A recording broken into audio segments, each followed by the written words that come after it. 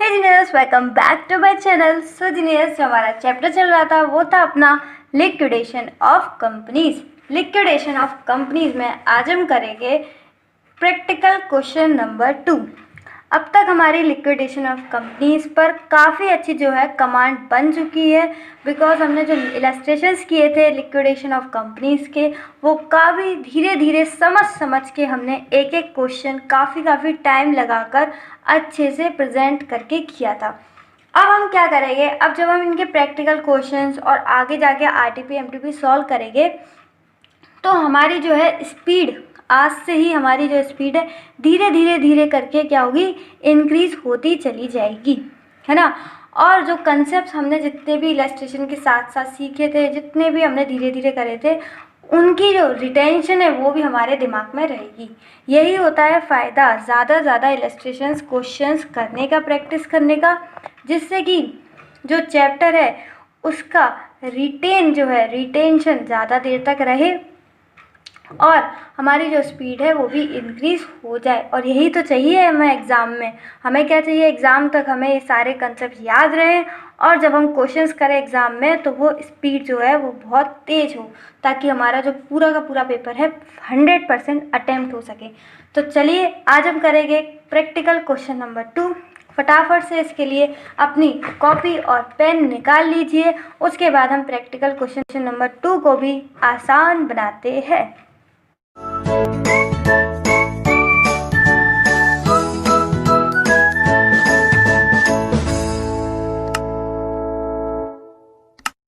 तो जीनियस, आप लोगों ने कॉपी और पेन निकाल लिए तो देर किस बात की, फटाफट से पहले क्वेश्चन को पढ़ते हैं, उसके बाद सॉल्व करना शुरू करेंगे। ठीक है, तो देखते हैं कौन सी कंपनी यहाँ पर लिक्विडेट होने जा रही है। A limited is to be liquidate. ठीक है, ए लिमिटेड लिक्विडेट होने जा रही है। Their summarise balance sheet as at 30 September 2016 appears as under, यानी कि 30 सितंबर की जो समराइज बैलेंस शीट है वो हमें दे रखी है। इसमें क्या क्या है, 5 लाख इक्विटी शेयर्स है, ठीक है, 100 ईच के, तो ये हो गया आपका 50 lakh. Secured debentures on land and building, on land and building याद रखना। सिक्योर्ड डिबेंचर, जो डिबेंचर्स है ये सिक्योर्ड है, मतलब ये कहाँ पर आएंगे, ये आपके आएंगे सिक्योर्ड क्रेडिटर्स में। ठीक है, और किस पर है इनका, लैंड एंड बिल्डिंग। तो लैंड एंड बिल्डिंग क्या हो गई हमारी, एसेट्स स्पेसिफिकली प्लेस्ड। फिर आते हैं आपके अनसिक्योर्ड लोन्स, ये आ गए 40 लाख। ट्रेड क्रेडिटर्स, ये आपके आ गए 70 लाख।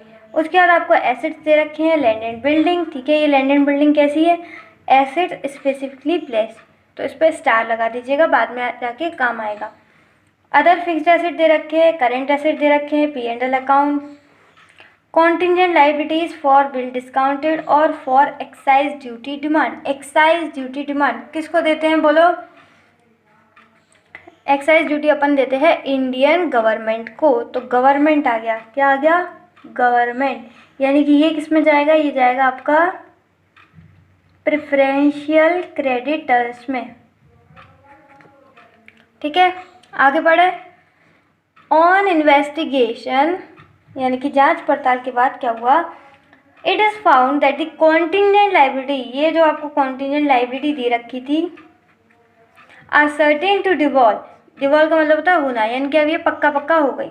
ठीक है, and the assets are likely to be realise and follow, और जो एसेट्स है वो इस तरीके से रियलाइज हो सकती है।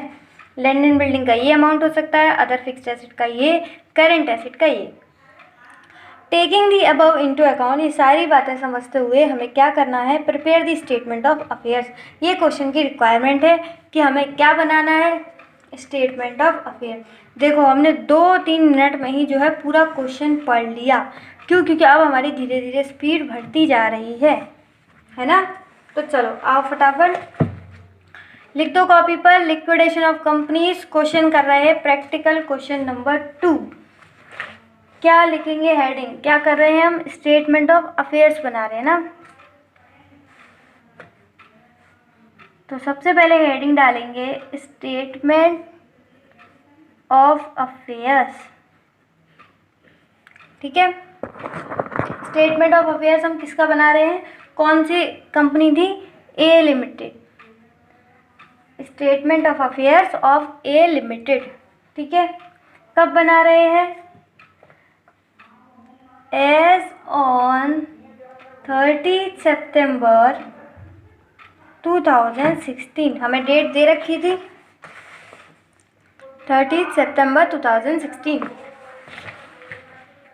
ठीक है। अब जो भी सारी बातें होगी वो हम यहाँ लिखेंगे और यहाँ पर क्या आएगी आपकी अमाउंट, और अमाउंट कैसा होगा बोलो? एस्टिमेटेड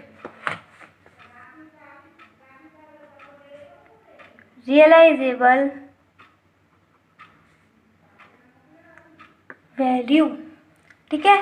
एस्टिमेटेड रियलाइजेबल वैल्यू, ऐसा अमाउंट क्यों आता है यहाँ पर? क्योंकि अभी हम लिक्विडेशन कर थोड़ी कर रहे हैं, हम लिक्विडेट कर थोड़ी रहे हैं। अभी तो हम किसको एप्लीकेशन दे रहे हैं बोलो? ट्रिब्यूनल को। किसके लिए? कि हम लिक्विडेट करना चाहते हैं, और उनको एक एस्टिमेटेड रियलाइजेबल वैल्यू लिखेंगे कि इस तरीके से अगर हम लिक्विडेट करते हैं तो इस तरीके से होगा, ऐसे ऐसे एसेट से पैसा आएगा और ऐसे ऐसे लायबिलिटीज पे ऑफ होंगी। तो सबसे पहले बोलो कौन सी एसेट्स आती हैं, किन से आसानी से पैसा मिल सकता है? आसानी से पैसा मिल सकता है आपके वो एसेट से जिन पर किसी का अधिकार, फर्स्ट अधिकार नहीं है, उन पर पहला अधिकार हमारा ही है, यानी कि कौन? Assets not specifically placed. तो पहले हेडिंग डालो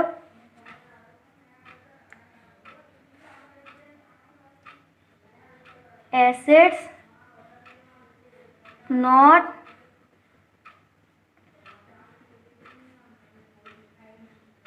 specifically placed. Assets not specifically placed कौन सी लिस्ट होगी? एज पर लिस्ट ए, ठीक है ना।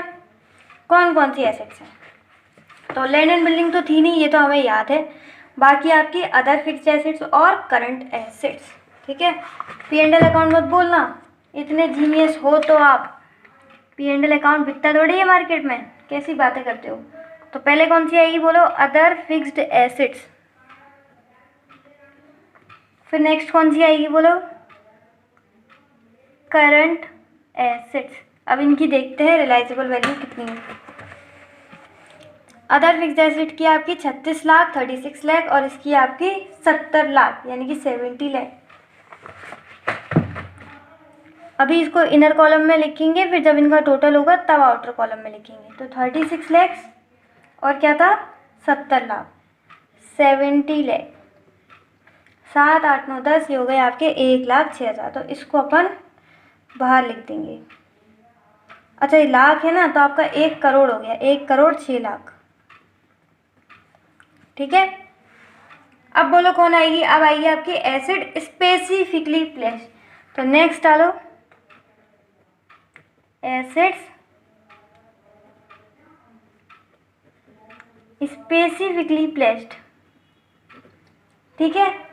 इसमें आ जाएगी आपकी एज पर लिस्ट बी, ठीक है। कौन सी थी एसेट्स स्पेसिफिकली प्लेस्ड? क्या नाम था उस एसेट का? उसका नाम था लैंड एंड बिल्डिंग। तो सबसे पहले ये पूरा फॉर्मेट तैयार करते हैं, बहुत ही सिंपल फॉर्मेट। सबसे पहले हम यहाँ पर लिखेंगे नेम ऑफ एसेट, यानी कि कौन सी ऐसी एसेट है जो कि स्पेसिफिकली प्लेस्ड है। हमारे क्वेश्चन में तो एक ही है। फिर उसकी लिखेंगे हम एस्टिमेटेड रियलाइजेबल वैल्यू, उससे हमें कैसा कितना पैसा टोटल में है जो ग्रॉस अमाउंट में कितना मिलेगा। उसके बाद लिखेंगे उस क्रेडिटर का नाम जिस पर उसका पहला हक है। हमारे में कौन है? हमारे क्वेश्चन में वो है डिबेंचर्स। उसके बाद देखेंगे डेफिशिएंसी आती है या सरप्लस आता है। अगर डेफिशिएंसी आती है तो वो जाएगी आपकी अनसिक्योर्ड क्रेडिटर्स में ट्रांसफ़र हो जाएगी, ठीक है ना। और अगर सरप्लस आता है तो भाई जब तुम निपट चुके हो, जिस पर हक था वो निपट चुका है, तो सरप्लस किसके लिए बचा? ये सरप्लस हम यूज़ कर सकते हैं, तो इसको हम डाल देंगे आउटर कॉलम में, तो ये बाहर चला जाएगा, ठीक है ना। तो सबसे पहले नेम ऑफ एसेट, तो मुझे बताने की ज़रूरत नहीं है, एक ही एसेट है तो याद ही होगी। कौन सी थी? Land and building. तो लिखते हैं लैंड एंड बिल्डिंग। इसकी एस्टिमेटेड रियलाइजेबल वैल्यू कितना है? 22 लाख रुपीज़, 22 लाख रुपीज़। इस पर हक किसका है? इस पर हक है सिक्योर डिबेंचर्स का, उसका अमाउंट ड्यू कितना है 20 लाख, 20 लाख। यानी हमारे पास अगर उसको हम बेचते हैं तो पैसा आएगा 22 लाख, और अगर हम उसके क्रेडिट उसको निपटाएंगे, सेटल करेंगे, तो जाएगा 20 लाख पे। तो बोलो डेफिशिएंसी आती है सरप्लस, डेफिशिएंसी आती है सरप्लस। डेफिशिएंसी तो नहीं आएगी क्योंकि ज़्यादा पैसा है, क्या आएगा सरप्लस, वो भी कितने का 2 लाख रुपीज़ का। अब इस 2 लाख रुपीज़ को क्या कर सकते हैं हम लोग, यूज़ कर सकते हैं अपने मन से, तो हम इसको यहाँ पर डाल देंगे, कहाँ, आउटर कॉलम में। ठीक है, तो लिखो एस्टिमेटेड सरप्लस, कहाँ से मिला, एस्टिमेटेड सरप्लस फ्रॉम, कौन सी एसेट से मिला, एसेट्स स्पेसिफिकली प्लेस्ड, जो एसेट स्पेसिफिकली प्लेस्ड है उनसे मिला।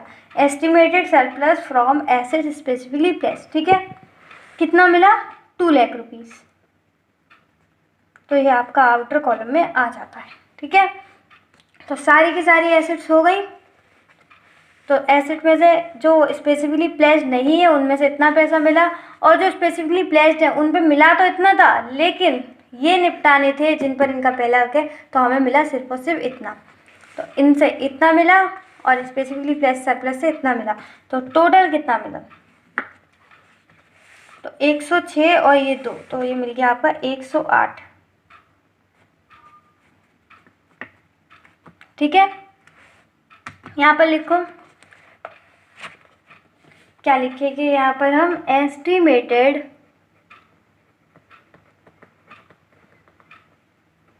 टोटल एसेट्स,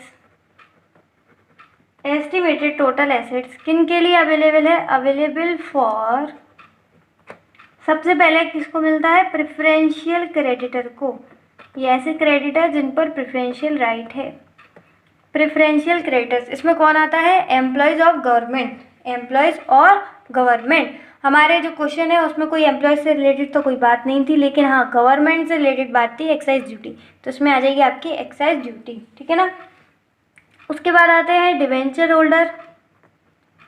डिवेंचर होल्डर तो वैसे हमारे यहाँ थे नहीं, एक थे डिवेंचर्स, वो कहाँ पर थे, वो सिक्योर थे, तो वो यहाँ निपट चुके हैं, लेकिन फिर भी अपन लिख लेते हैं, सीक्वेंस फॉलो करते हैं ताकि आपको आए, तो आपको ऐसे क्वेश्चन में कोई दिक्कत नहीं हो जिसमें डिवेंचर होल्डर अलग से भी हो। ठीक है ना, तो 3 को मिलेगा प्रेफरेंशियल क्रेडिटर्स, उसके बाद डिवेंचर होल्डर, उसके बाद अनसिक्योर्ड क्रेडिटर्स को। उम्मीद है आपको इतनी सारी बातें समझ में आई। अब आते हैं हम लायबिलिटी साइड पर। लायबिलिटी साइड आने से पहले हमें क्या लिखनी पड़ेगी, समरी ऑफ ग्रॉस एसेट्स। तो जल्दी से लिखते हैं ना, क्या लिखना है, समरी ऑफ ग्रॉस एसेट्स। ठीक है, समरी ऑफ ग्रॉस एसेट्स में सबसे पहले हम लिखते हैं gross realisable value of assets, gross realisable value of assets जो कि प्लेस्ड थी, स्पेसिफिकली प्लेस्ड, यानी कि हमारे केस में कौन, लैंड एंड बिल्डिंग। ठीक है ना, तो देखो कौन थी, land and building specifically placed asset थी। अगर कोई और एसेट भी आती है तो वो यहाँ आ जाएगी, कोई दिक्कत वाली बात नहीं है। हमारे केस में सिर्फ एक एसेट थी जो प्लेस्ड थी, लैंड एंड बिल्डिंग, तो हमने एक ही लिखी है ना। कितनी, इसकी ग्रॉस वैल्यू पूछ रहे हैं, वो ये नहीं पूछ रहे, ये तो नेट अमाउंट है जो कि इसको क्रेडिटर्स को निपट के आया है। अब वो पूछ रहे हैं ग्रॉस अमाउंट कितना, ये सिर्फ हम उनको दिखाने के लिए कर रहे हैं ना, रियल में तो हमारे पास जो पैसा है वो यही है, इससे ही हम कर सकते हैं। लेकिन अब हम उन्हें क्या शो कर रहे हैं, समरी ऑफ ग्रॉस एसेट। तो कौन सा अमाउंट लेंगे हम, gross realisable value. Gross realisable value कितना था, ये 22 लाख, 2 लाख क्या था नेट, ठीक है, सरप्लस, तो ये आपका आ गया 22 लाख। उसके बाद अदर एसेट्स, अदर एसेट्स में आपके कौन आ जाएंगे, जो स्पेसिफिकली प्लेस्ड नहीं थे, तो इनका ये रहे, तो यही उठा के उधर डाल दो, मतलब कॉपी पेस्ट करना है। तो ये भी हमने जो है लिख लिए। अब इनका जो टोटल आएगा वो क्या आएगा, ग्रॉस एसेट्स। ठीक है। तो इनका जो टोटल आएगा वो हमें आउटर कॉलम में नहीं लिखना है, क्योंकि इनसे हमें किसी को पे थोड़ी कर सकते हैं, तो ग्रॉस अमाउंट है, नेट अमाउंट थोड़ी है। तो ये सिर्फ हम दिखाने के लिए कर रहे हैं, इसलिए हम इसे कहाँ लिखेंगे, इनर कॉलम में लिखेंगे, इसे हम आउटर कॉलम में नहीं लिखेंगे, याद रखना। इसका टोटल करो फटाफट, 1 2 8, ठीक है ना। तो सिंपल सी बात है, इसे बाहर मत रखना, इसे सिर्फ दिखाने के लिए कर रहे हैं, सिर्फ और सिर्फ अच्छे से एक्सप्लेन करने के लिए, इसे अंदर ही रहने देना। अच्छा, इतना बड़ा नहीं लिख सकते तो सिंपल लिख देना asset specifically placed, assets not specifically placed, ठीक है, चल जाएगा आराम से। अब आते हैं लायबिलिटी साइड पर। तो ये हो गई आपकी लायबिलिटीज़। यहाँ पे सारे अमाउंट लिखेंगे जैसे पे करना है, और यहाँ पर लायबिलिटीज़ का लिखेंगे ग्रॉस अमाउंट, ठीक है। जैसे ऊपर ग्रॉस एसेट्स लिखा है उसी तरीके से यहाँ पे सारे आ जाएंगे gross liabilities, gross assets, gross liabilities सब लिखेंगे, है ना, पूरा पूरा एक्सप्लेन करेंगे। तो सबसे पहले कौन आएगा, सबसे पहले आता है आपका सिक्योर्ड क्रेडिटर। तो लिखो मेरे साथ साथ, सिक्योर्ड क्रेडिटर्स कहाँ पे निपटे थे, एज पर लिस्ट बी, ये ऑलरेडी निपट चुके हैं। सिक्योर्ड क्रेडिटर्स कहाँ तक निपटे होंगे, मतलब किस अमाउंट तक, to the extent which claims are covered by assets specifically pledged, ठीक है। तो इनको कुछ पैसा तो देना नहीं है, क्यों नहीं देना, क्योंकि इनका पूरा का पूरा अमाउंट हम ऑलरेडी निपट चुका है, यहाँ पर सेटल हो चुका है। इनका 20 लाख, इनका ग्रॉस अमाउंट कितना था, 20 लाख, और निपट तो पूरा चुका है, तो अब हमें इन्हें कुछ भी नहीं देना, तो यहाँ लिख दिया, ठीक है। इस लाइन का क्या मतलब है, to the extent which claims are covered by asset specifically pledge, मतलब उतना अमाउंट लिखो यहाँ पर जितना अमाउंट इनका एसेट से सेटल हो चुका है। तो इनका तो पूरा पूरा अमाउंट सेटिस्फाई हो चुका है, तो हमने पूरा का पूरा लिख दिया।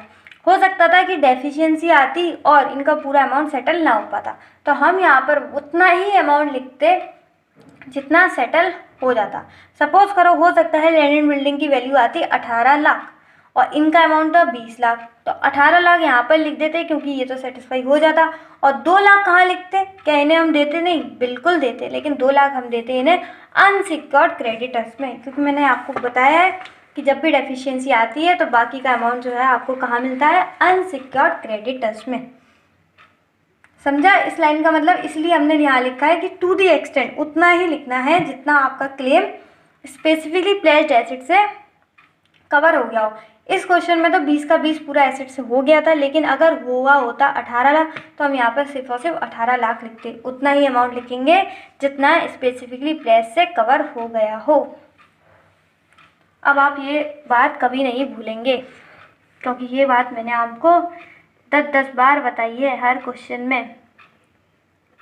अब आते हैं अपन नेक्स्ट, प्रेफरेंशियल क्रेडिटर्स। ये लिस्ट कौन सी थी आपकी, एज पर लिस्ट बी, अब आएगी आपकी एज पर लिस्ट सी, ठीक है। तो देखते हैं प्रेफरेंशियल क्रेडिटर, हमें याद है प्रेफरेंशियल क्रेडिटर्स में कौन था, प्रेफरेंशियल क्रेडिटर्स में थी गवर्नमेंट, ये रही, कितना है 3 लाख रुपए। तो ये क्या है, इनका ग्रॉस अमाउंट 3 लाख रुपए और इन्हें हमें 3 लाख ही देने हैं, ठीक है। अब हम देखते हैं बैलेंस कितना बचता है। देखो एसेट से कितना था हमारे पास अमाउंट, इतना, और इनको कितना देना है प्रेफरेंशियल क्रेडिटर्स को, इतना। तो अब देखते हैं बैलेंस कितना बचा, इसमें से माइनस कर देंगे हम प्रेफरेंशियल क्रेडिटर्स, ये आपका आ गया 105 lakh.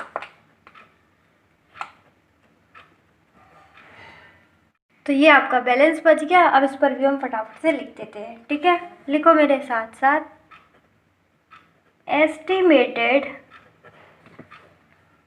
Balance, estimated balance available for. अब ये बैलेंस किस किस के लिए अवेलेबल है, तो पहले हमने लिखा था 3 लोगों के लिए अवेलेबल है, प्रेफरेंशियल क्रेडिटर्स, डिबेंचर होल्डर्स और आपका अनसिक्योर्ड क्रेडिटर्स। तो प्रेफरेंशियल क्रेडिटर्स तो हो गया सेटल। अब 2 जने बचे, डिवेंचर होल्डर्स और अनसिक्योर्ड क्रेडिटर। तो यहाँ पर अपन लिख देंगे debenture holders and unsecured creditors. ये डिवेंचर होल्डर्स आपके सिक्योर्ड बाई फ्लोटिंग चार्ज वाले होंगे तो आप लिख दीजिएगा। इस वाले क्वेश्चन में नहीं है, इसलिए हम क्या करते हैं, हम डिवेंचर होल्डर्स लिख देते हैं। Debenture holders secured by floating charge. Debenture holder secured by floating charge. कितनी लिस्ट हो चुकी है, डी सी। तो ये आ जाएगी आपकी एज पर लिस्ट डी। इसमें तो कुछ है नहीं है, ना ही ग्रॉस अमाउंट है तो ना ही इन्हें कुछ देना है।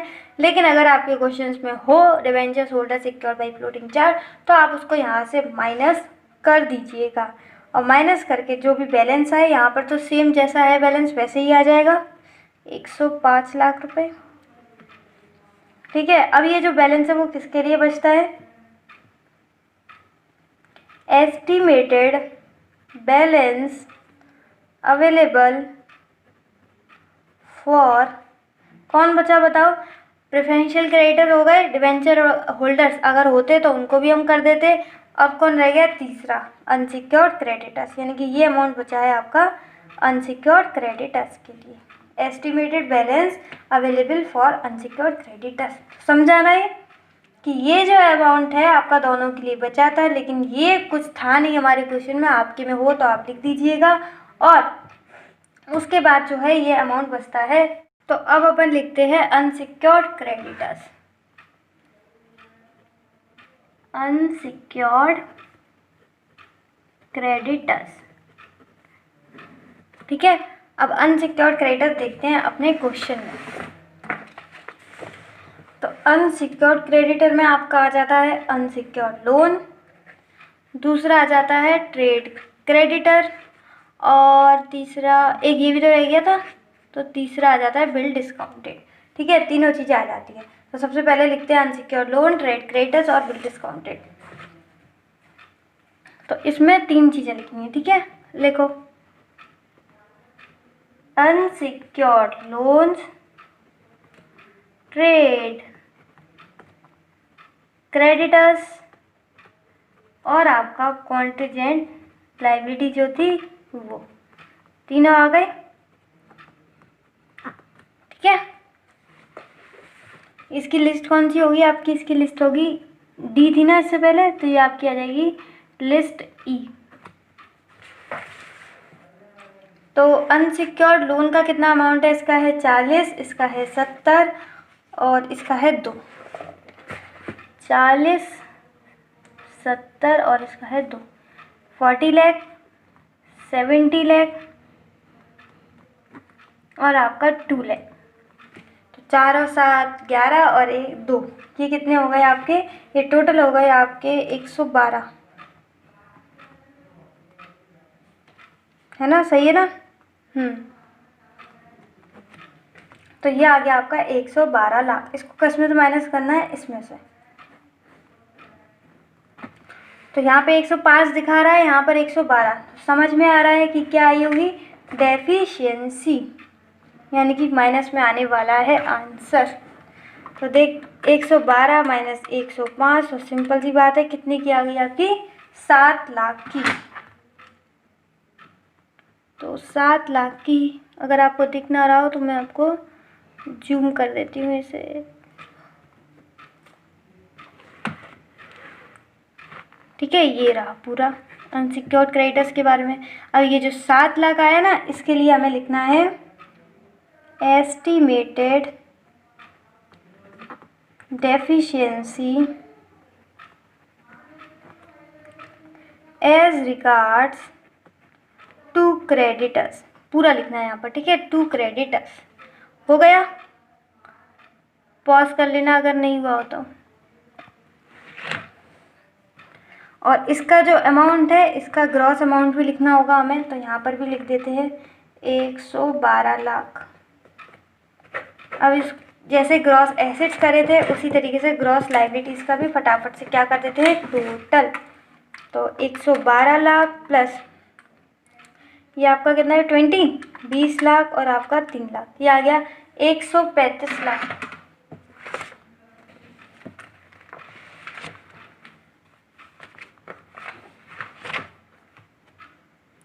$135 लाख, ठीक है। पूरे का पूरा हो गया, कहीं रह गया हो तो लिख लो। तो हम आगे बढ़ते हैं। अब यहाँ पर कौन बचा था, हाँ पीछे जो हमने लाइन लिखी थी पहले हम वाली यहाँ पे दोबारा से दोहरा देते हैं। क्या आया था, एस्टिमेटेड डेफिशिएंसी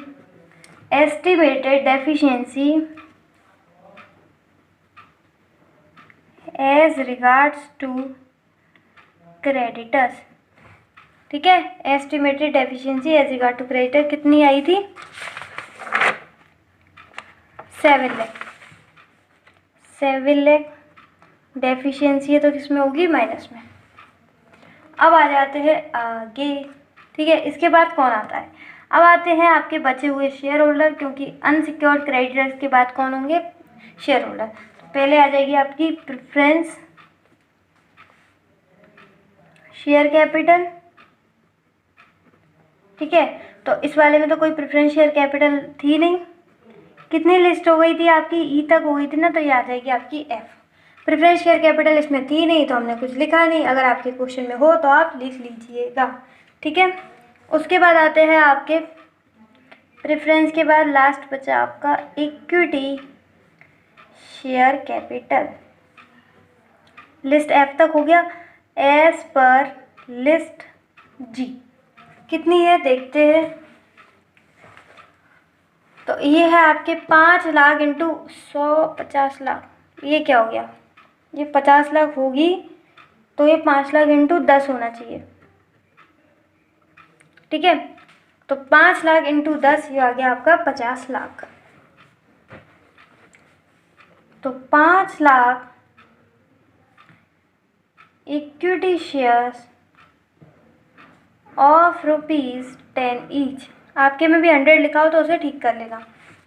कितना आ गया ये आपका 50 लाख रुपए। तो 50 लाख ये भी माइनस का होगा और ये 7, तो आप बस सिंपल इनका टोटल करो और आ जाएगी, ये आ जाएगी आपकी 57 लाख रुपीज़, ठीक है। ये आपकी आ गई डेफिशिएंसी। पूरा का पूरा क्वेश्चन हमने आज जो है, ऐसा क्वेश्चन हम पहले भी कर चुके हैं, इलस्ट्रेशन नंबर 4 था आई थिंक, ठीक है। और देखती हूँ मैं एक बार आपको,